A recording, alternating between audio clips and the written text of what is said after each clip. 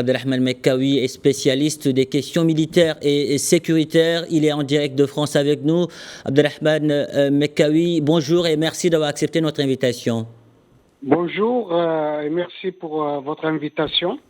Alors, vous êtes en ce moment au cœur de Paris. Pouvez-vous nous décrire la situation sur place après ces actes de sabotage ayant visé le réseau de la SNCF à quelques heures du début de la cérémonie d'ouverture des JO?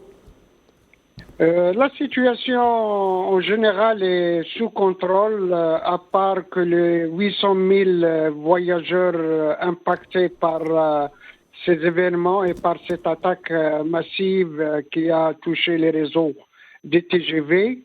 La situation est calme. Le chef de l'État, Emmanuel Macron, reçoit en ce moment-là à l'Élysée des chefs d'État et de gouvernement et les chefs d'organisations internationales. Et il évite de montrer toute fébrilité concernant ces événements. De son côté, le Premier ministre du gouvernement qui gère les affaires courantes a constitué une cellule de crise au sein du ministère du Transport. Chacun est dans son couloir et tout le monde est sur le pont. Et la grande vigilance avec un renforcement des moyens de sécurité sur tous les zones qui vont connaître l'ouverture des JO 2024. En tout cas, la SNCF parle d'attaques massives et coordonnées. Pour le moment, les autorités sont, disons, très prudentes sur la manière de communiquer. Pas de mots terroristes. On parle jusqu'à présent de sabotage. Comment expliquer cette prudence dans la communication? C'est vrai qu'il y a une grande prudence pour ne pas propager la panique dans la population et surtout dans chez les 800 000 voyageurs qui se préparent à partir en vacances ou de venir assister aux Jeux olympiques 2024. La situation est suivie par Madame la procureure de la République de Paris.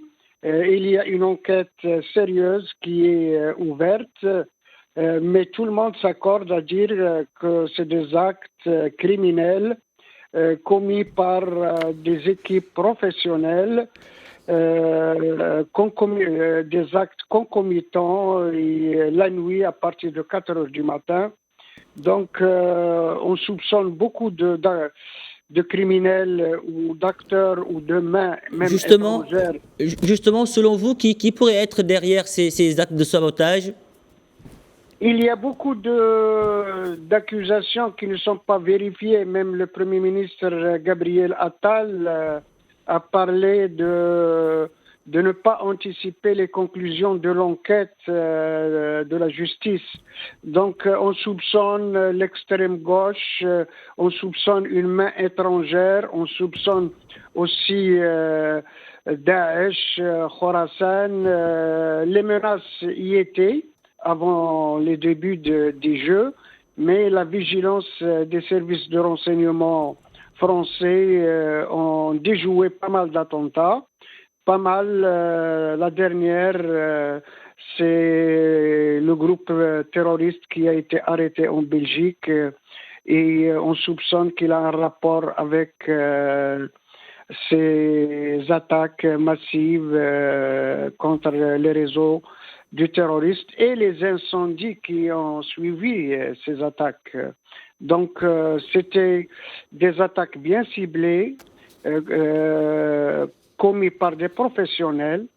Et c'est ça le problème. On soupçonne beaucoup d'acteurs, mais pour le moment, l'enquête est en cours et personne ne peut se prononcer sur le véritable acteur de ces attentats qui sont vraiment abjects et criminels.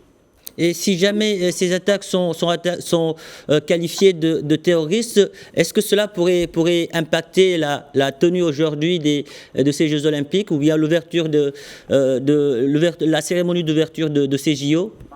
Non, je ne pense pas que ces attentats vont impacter l'ouverture ou les festivités de l'ouverture de ces JO qui sont dans une zone bien gardée.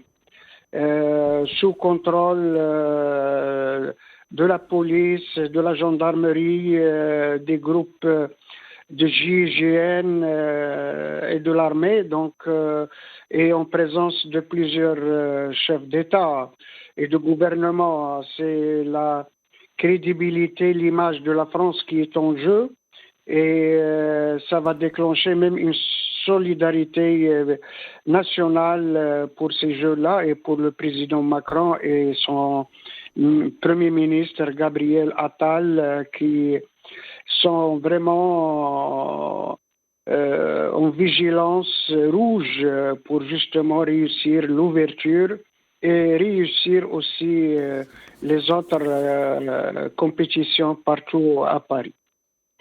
Abdelrahman Mekkawi, merci pour toutes ces précisions. Merci d'avoir répondu à nos questions. Merci, au revoir.